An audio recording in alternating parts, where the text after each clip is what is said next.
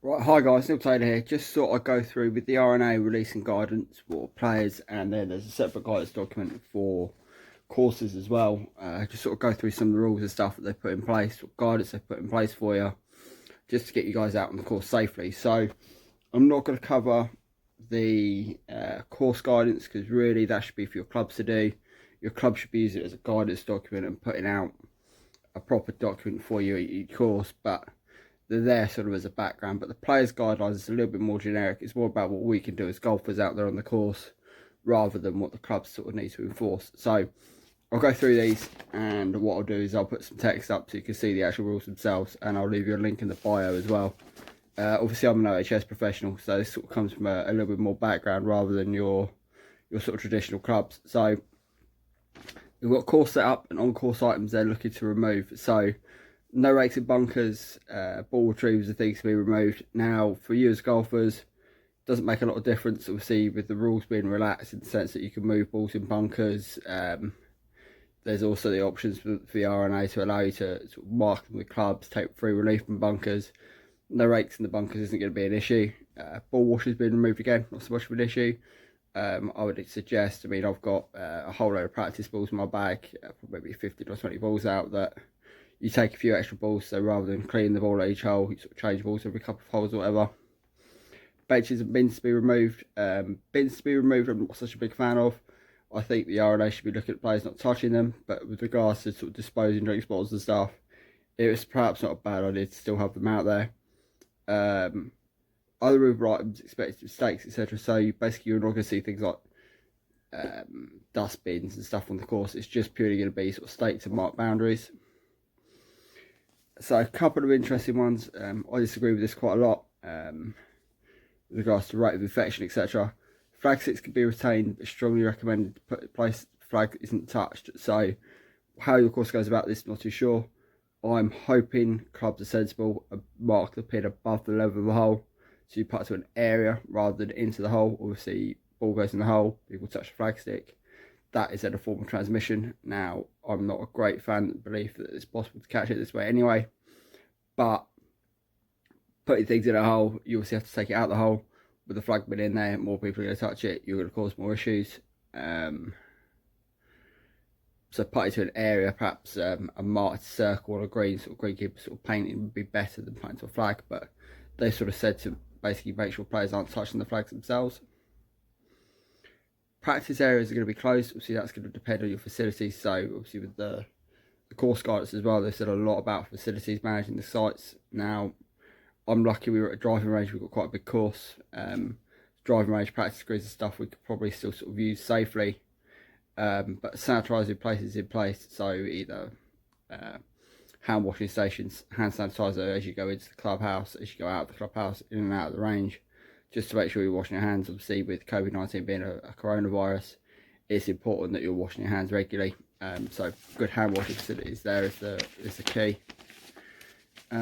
Before the round, so what your club should be doing sort of before your round. So hopefully we've got online booking systems.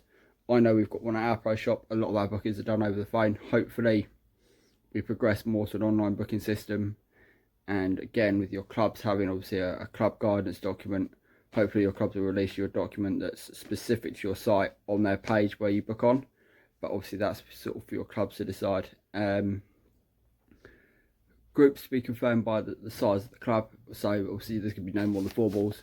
Now whether golf clubs allow 4 balls to go out, in that mum, dad, 2 kids go out as a 4 ball, or whether they go 4 balls but can only have a maximum of 2 different households, i.e. husband and wife playing with husband and wife, or whether they just say household only, is going to be sort of for your club to decide. But again, there's options there, and that'll be purely for your course to decide. My personal feeling is you're on a golf course, you're not going to get close together anyway. It's only really be careful around tees and greens. So for me, there's no harm in just going out in 3 balls, go out, potentially 4 balls be too many on a tee or a green. Certainly 3 balls you would get away with, as long as you were sort of from 3 different households. 10-minute intervals between tee times. Now most clubs run 7 or 8 minute tee times anyway, so 10-minute tee time shouldn't be an issue. 1 second. But again, it says depending on facilities. Obviously, we've got quite a nice course. We can go off the 9th, 1st and the 10th, so we could theoretically have 5-minute tee times played off 2 tees. Clubhouse facilities are going to be closed, which with the exception of bathroom facilities, etc. So basically, we're asking you to get changed in and out of your car rather than in and out of the clubhouse. Obviously, we'll open up toilet facilities for you.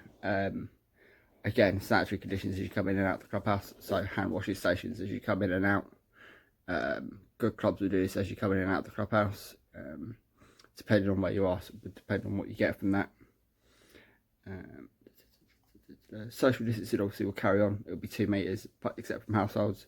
So again, things like as you arrive to the golf course, staying in your car till 10 minutes before your tee time, so you're not walking out and having groups waiting at tees. You're waiting in the car park rather than sort of on the course itself. Club facilities have produced in place social distancing requirements for professional starters builders in advance. So basically, there'll probably be starters out of the course just to check that it is members going out, it is people that have booked going out, and that you're not going out in collective groups.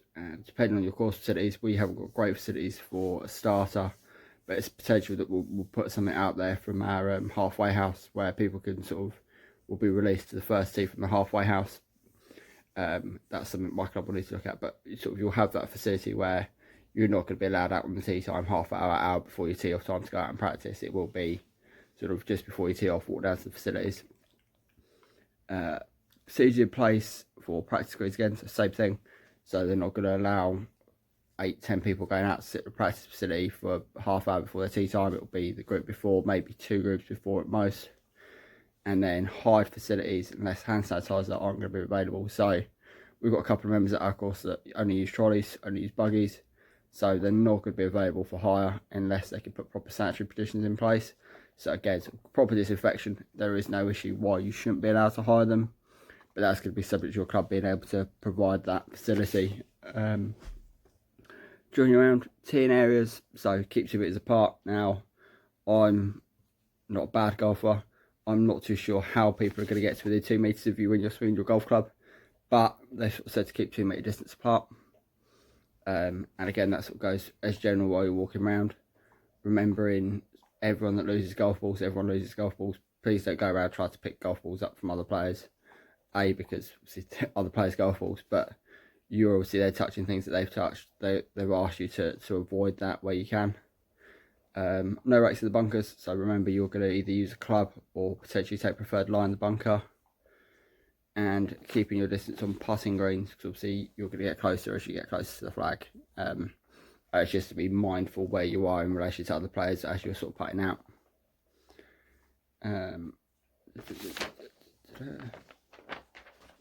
Right, with regards to golfing matters, forms of play, etc. So for scoring, it's potential that we're not going to have scorecards to begin with.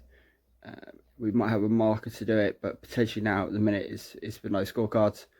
Now clubs, I've looked into so that there's potential for digital scorecards, i.e. Excel spreadsheet, etc. from your group, as long as there's means to confirm it that there is ways to still play competitive golf. But they're potentially going to be digital now rather than physical cards, certainly for the foreseeable. Bunkers we've covered, flag stick we've covered as well. But as I said, there's potential for there not to be a pin on the green itself, but play to an area rather than into the hole. Hole line referred to as a cup. They've said is not the whole ball can go below the hole. So basically, is it being raised? As we said, putt to an area rather than putt to a hole. Putt to a hole, you encourage that people are going to put their hand in it, people are going to then touch it. That's then going to be their form of transmission. I would advise that you putt to an area. If you are putting to a hole normally, etc., as long as you're having good sanitary conditions, so not scratching your eyes, rubbing your ears without washing your hands, there isn't going to be an issue. I would advise as a golfer you carry disinfectant in your bag, like little hand sanitizer, so you get pocket hand wash from can't think of anyone off the top of my head, but like pocket hand sanitizer. I've probably got some floating around, but pocket hand sanitizer in your bag, just so if you do touch anything, you can wash your hands before touching your face, etc. Other rules they've said.